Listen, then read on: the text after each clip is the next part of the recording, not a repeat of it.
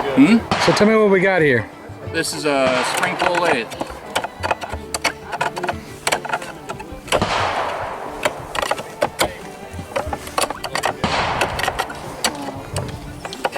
And get some tips off it.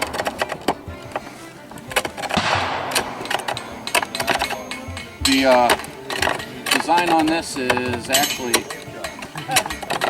German design, and it was taken from a picture that was published in 1495. So the other one, there's a lot of variations on this, and actually the English were using these to make the spindles for music chairs up until 1964. They'd go out in the woods and turn the spindles for chairs.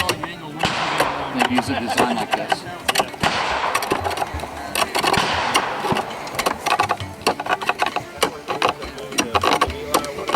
So you're using a green spring pole as your yeah, I mean, I used a piece of oak here that wasn't so green, and it just cracked on me real fast. Right. Which is, kind of unusual for that. So the green, the spring pole is your motor, or Yep. Yeah, the spring. This is a spring. This is a tensioner. This holds them together so that you get some tension on it. And I can, by adjusting this different directions, I can change the tension on it. But this actually does all the work right here. It's got a cable that goes up. Yep.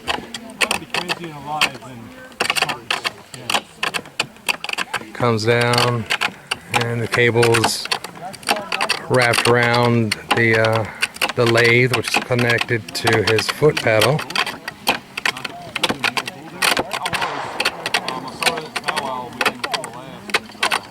So what are we making today? This is going to be a bowl. Yeah.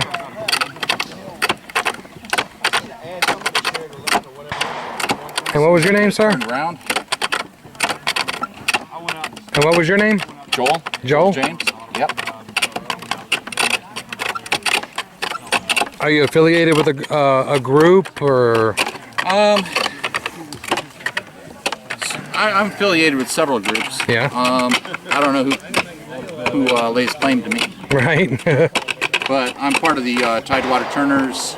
Out of basically Virginia Beach. I'm also part of the Tidewater Woodworkers Guild and the Tidewater Blacksmiths Guild. Okay. And most of the time this comes out with the blacksmiths.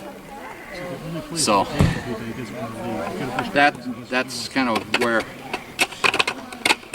I do most of my demos and stuff is with them. With the blacksmiths? With the blacksmiths. Right. And I'm learning that skill too. Very nice. All right. Hi, I'm Mike Rasnick, and we're going to look at some of the common weeds that are usually found in your yard or the edges of the woods around your yard, and a lot of them are common everyday things. That some of them are the bane of your flower beds and lawns. This is broadleaf plantain and narrowleaf.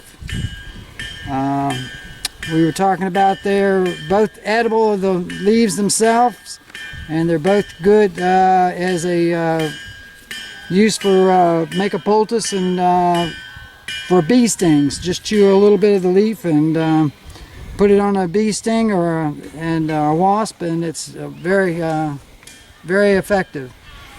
We have chickweed, which is one of the most common weeds around. It's great as a raw in a salad, or it can be used. I make a pesto out of it with a cup of chickweed and a third of a cup of olive oil, a third of a cup of Parmesan cheese, a third of a cup of pine nuts, and a couple of cloves of garlic, and just put them through a food processor, and it's great. We have spiderwort. It's another common flower of, and it's used. You can use the flowers themselves. Can be eaten raw in a salad, or the lower part of the stem makes an excellent addition to a salad or a stir fry. You've got common wood sorrel or oxalis. That's often called sour grass, but it's delicious, you know, in a salad, or make a tea out of it. And this is wild ginger, hexastalis. It's become sort of rare. I don't recommend using it too much, but it can be used anywhere you would use regular ginger, any kind of recipe. We've got, of course, poke, which is poke salad. And this is a little bit big for use. We were telling everybody you shouldn't use it if it's more than 10, 12 inches tall. You cook it in 2 changes of water. The first change of water only has to boil for about a minute, and the second one you change it, cook it for about 15 minutes. And why wouldn't you use it as big as this, Mike? Its toxicity is that it lowers your blood pressure, and if it gets too big, it may have too much of that in it, and so we only use it when it's small, and it's great. The stem is a good for asparagus substitute, and the leaves themselves are just as good as any spinach or anything you have. So if you're a person with high blood pressure, yeah. it would be okay to eat when it's bigger. It lowers your blood pressure. That's why it was often called a spring tonic in the mountains, as people probably had eaten a lot of meat and salt pork and things all winter long, and their blood pressure was high. And they ate a batch of this in the spring, and it probably lowered their blood pressure, and why they felt so good and called it a spring tonic. Of course, then we have Queen Anne's lace, which is getting ready to bloom here. That's just your wild carrot. It's the exact carrot that you buy in the grocery store, same genus and species. One of the most common things around is lamb's quarter, which is a delicious substitute for spinach. It's probably in everybody's weeds in their beds, flower beds and stuff. And one I was telling everybody, a little old lady told me a couple weeks ago that up north they call it asparagus vine. It's simply a smilex. It's that nasty green briar that's in the woods. Oh yeah, we see that all over the place. Yeah. And how's it used? You only eat the soft tip. This one's a little bit wilted, but as long as you can snap the tip off and the thorns are still soft, it makes an excellent nibble as you're walking through the woods, or it can be stir-fried or just put into a salad raw. And there's 2 varieties of that. And we have, of course, wild garlic. Everybody calls it wild onions around here, but it's actually just wild garlic. Here's a new invasive one, not really new, but it's becoming a problem. It's called Japanese knotweed. And when it's young and early and it comes up, it can be used as a substitute for rhubarb.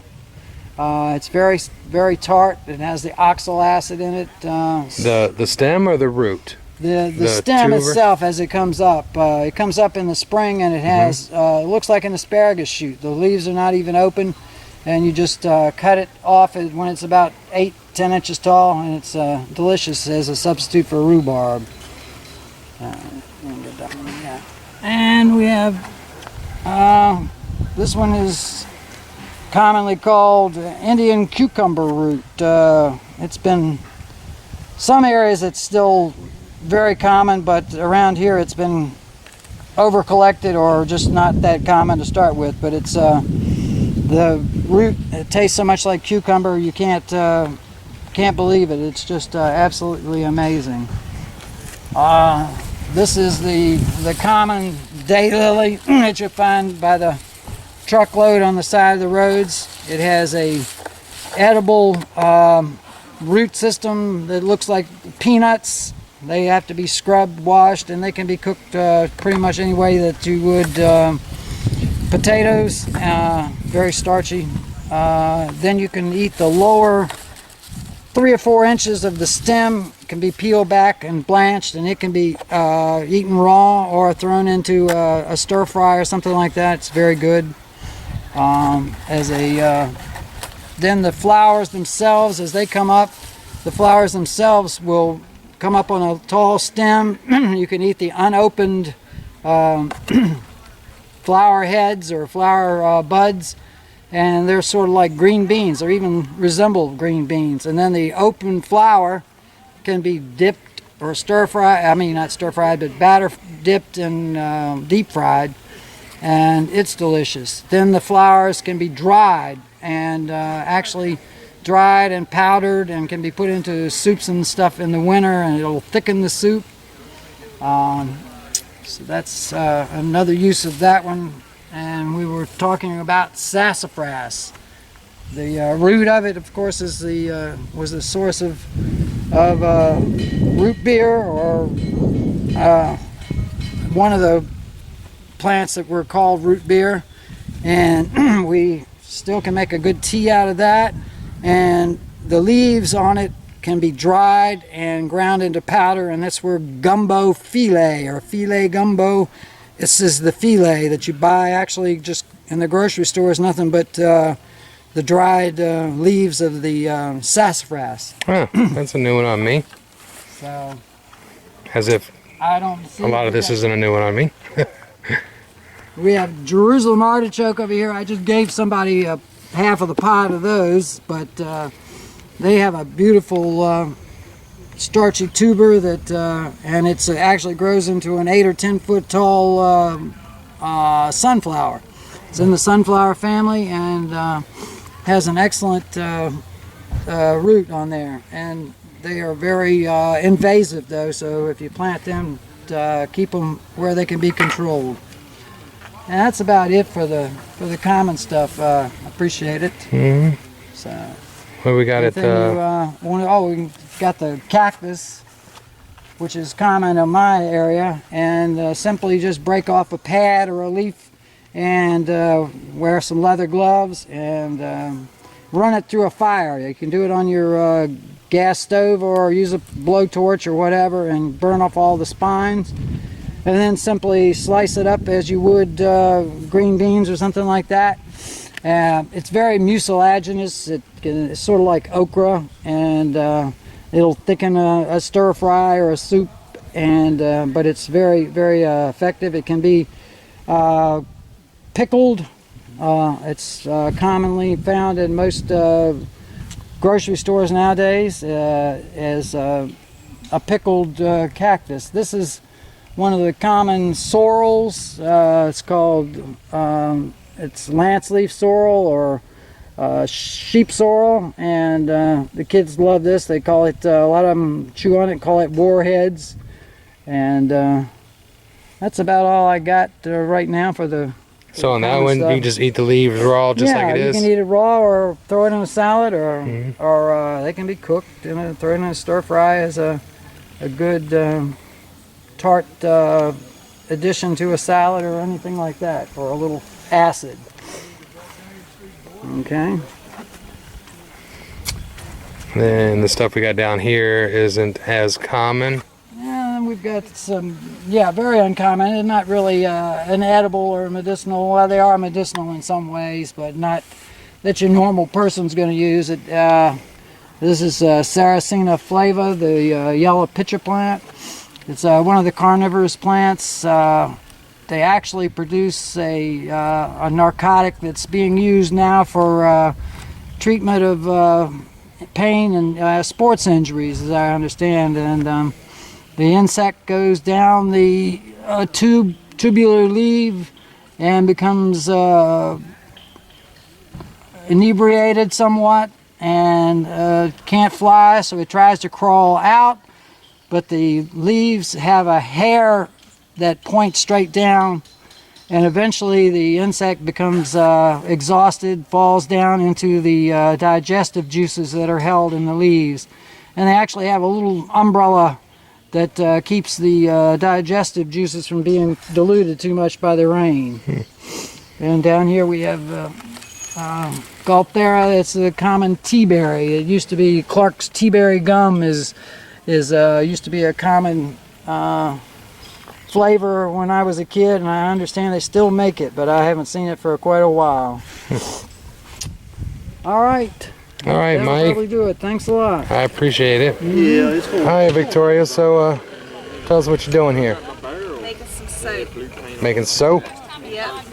Today I'm using vegetable oil Uh-huh. or vegetable shortening. And it's got this little pink tinge to it because of whatever preservative they put into the shortening is burning off, but it'll be solid white when it's done. It's almost done. So what's your process for doing this? Well, I melt down. You don't have to tell me your secrets, just the basics. You melt down the shortening. You dissolve the lye that you're using in water, or you can use teas or whatever if you want special properties. And you just pour it in and you just stir it and stir it. This is called saponification. When it starts puddling up on top, that means it's traced, which means it's turned into soap, and I can pour it into my soap mold. So this already has the lye in it. Yes, Okay. it's almost done. Now how? As I do that and it puddles up on top, or look, you know, see, it kind of looks like pudding a little bit, or really creamy potatoes. So how do you know how much lye to use for the lard or the tallow or whatever you're Measure using? it by weight. You don't say 1 cup. I'm using, today I use 6.5 ounces of lye with, this is 48 ounces of oil. Everything's done by weight. Right. So you have to measure out the weight.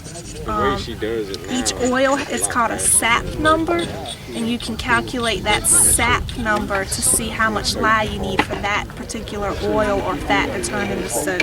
Each oil has something different. So tallow would be, you'd use a different amount of lye for. But they're usually like, they're just having like 0.35. Right. And yeah, you use that to So each type of fat, whether you're using, olive oil to lard to tallow. is going to take a different amount of lye. Vegetable shortening. Yeah, you never know what the measurement's going to be. Okay. You have to calculate it. They've got online calculators. I think you can go like soapcalc.com, or some of the soap suppliers will have their own calculators made up, and different ones give you different information.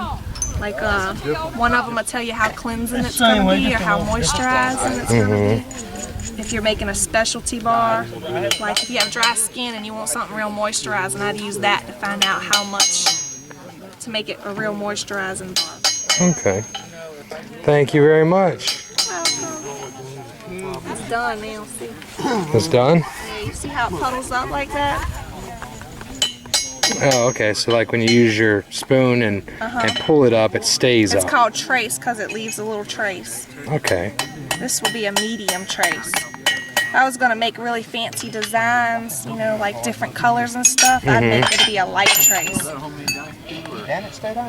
So it's pretty much ready to be put in the mold now. Yep.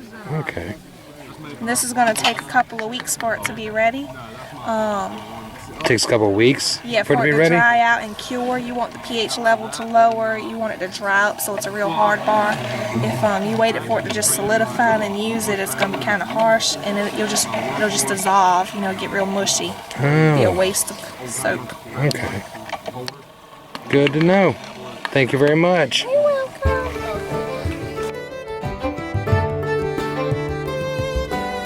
Well, I'm Travis Covington, and I'm making a wizard head fire striker, or a troll, whichever one you want to call it. And what I've done, I make different tools and use to do different processes. And of course, I shape the head, draw it, do what we call drawing it out. I bring it to a point, curl his hat around, then I mark his head, and I have tools that I've made to shape up his eye sockets. Then I have an eyeball tool. It actually makes a round eyeball. And then I do his nose, make him a little nose on there, and put him some nostrils, and I draw him out a little mustache. And actually what I'm doing, I'm drawing with chisels. And then after I get it cut out like I want it, Then I give him a mouth and a little beard, and now I'm getting ready to cut it off, and then I'm gonna shape the bottom part for the final shape and give the bottom of it a curl. Then I'll heat treat it to where it should make sparks. Oh. So this is actually going to be a Will be striker. a flint striker. It's a flint striker. Okay. But it'll be one you can wear use for a keychain or a necklace. Oh, neat. When I try to make things, I try to make them useful. Right. Do more than one thing with it. So not only is it a decorative piece, but it's also a practical survival or. The man that taught me how to make my first flint striker was wearing the first one I made, and it was one of these. And every rendezvous he goes to, he learns it. That is neat.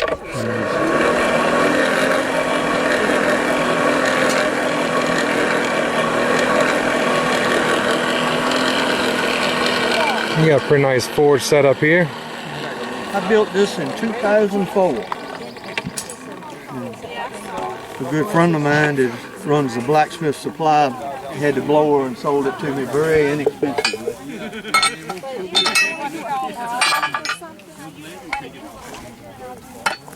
And of course I make everything but my hammers and tongs I have made.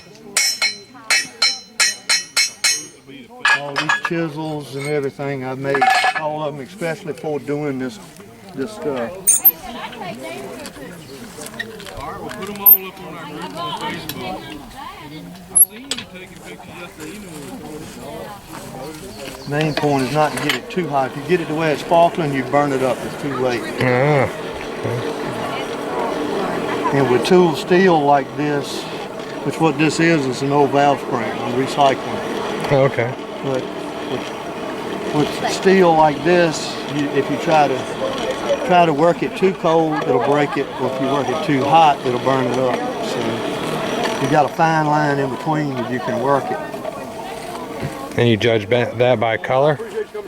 Pretty much, yes. Yeah. It's hard to do out in the sunlight. Right. That's actually, if you were inside, that would be a white hot heat almost.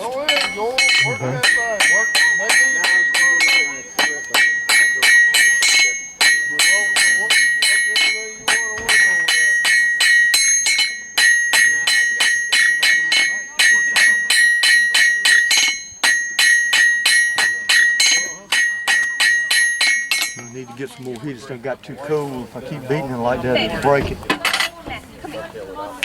See how it turns?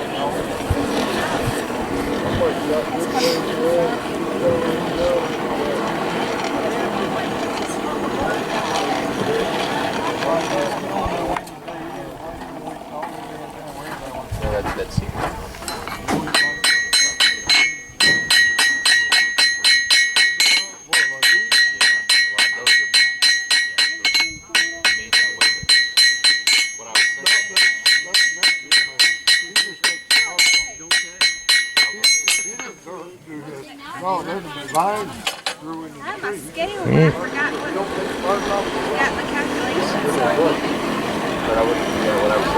All Now right. I get it this hot, I'll roll the bottom of it. Okay.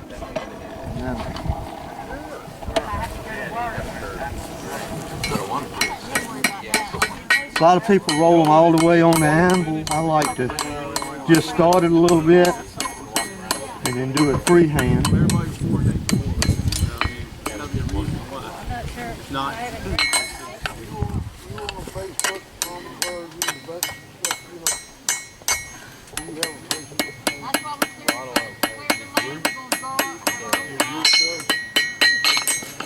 So you can spend my name right. That way you can and I don't have Actually, I'm using a brass brush on it. It gives it a little bit of color, which when I heat it with the oil, the oil will kind of burn into it, but it'll still leave a little tint on it.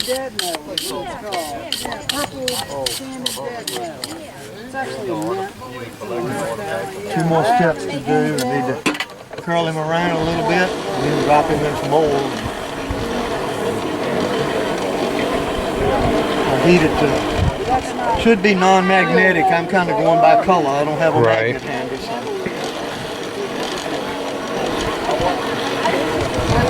That's where common names get you from. Because that's not a true metal at all. It's a metal. You're welcome.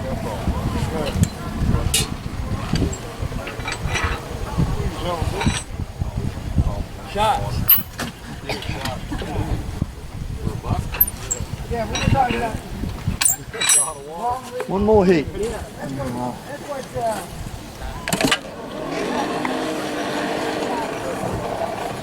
I'm gonna take a chance and do it in water. You're not gonna use oil? Now I'm gonna try this. I hadn't had good luck today with my oil, and this seems like to do it with water better, so I'm gonna try that.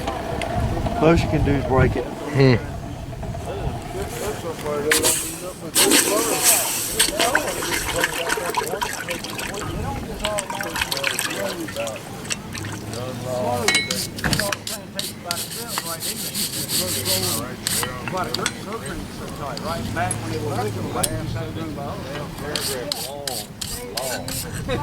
That's him.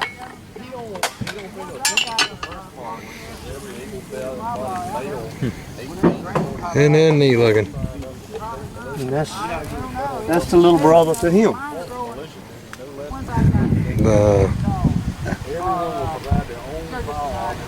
Zoom in so you can see the detail on him.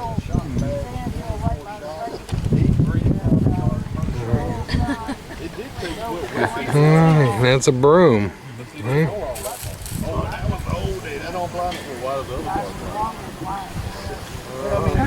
Very neat. Very good stuff.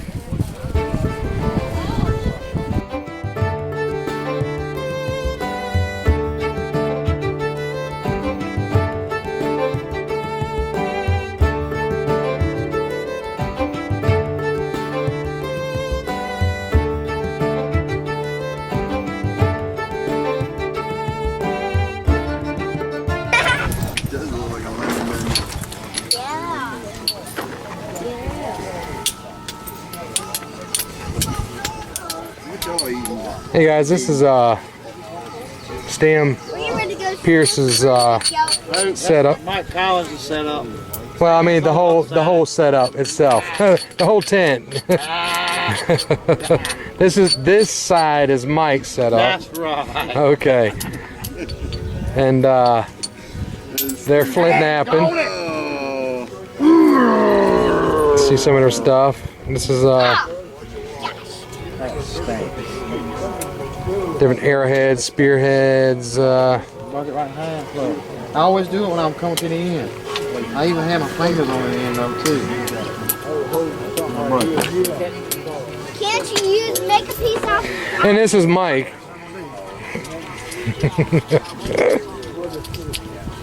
Let's go walk around and take a look at Stan's stuff.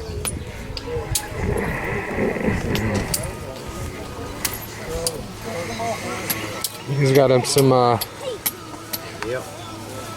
hand drill, fireboards set up.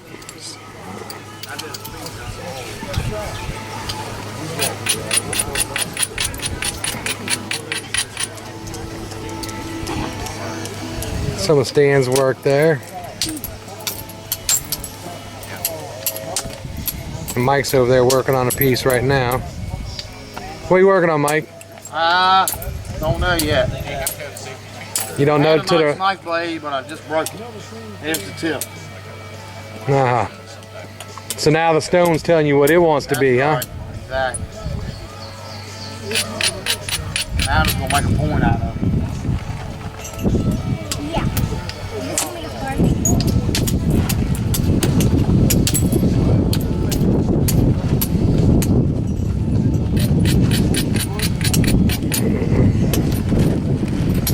Hi guys, well we're out here at the Southeast Virginia Primitive Skills. It's the second year, and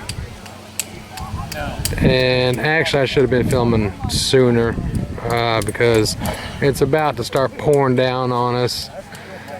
But as Joe set up down there at the end, I'll show you what he's got going on. we've got all kinds of craftsmen and artisans out here. Hide tanning and flint knapping, and these guys down here are making bows.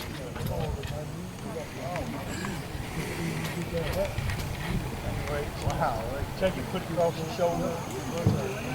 Cut out your neck, and then you just work down your arms, shut your arms and all that.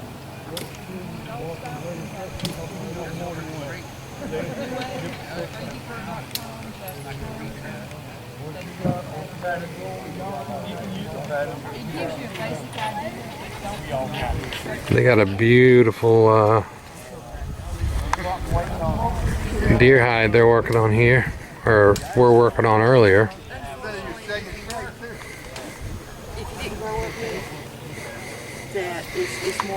And they were fleshing this one out earlier. Which is a good garment grade. Crazy Pro sells those. Hidandfur.com. Any place. eBay. Pick you up a pretty cheap. And there's the archery range set up over there, where everybody was shooting. If you do it with brain tan buckskin, it's going to cost you a lot of money. Because just one piece. What I'm saying, just two examples of just one hide. If I did bring that one hide, it's going to cost you.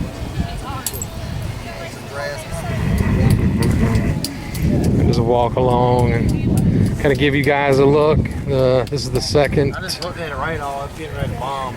Yeah, the sky's turning black. I mean, it's getting real dark over there. Like some homemade stuff. Sure. Okay. That right, so break it down to two pieces, you know what I mean? Yeah, it almost be good if that broke in half.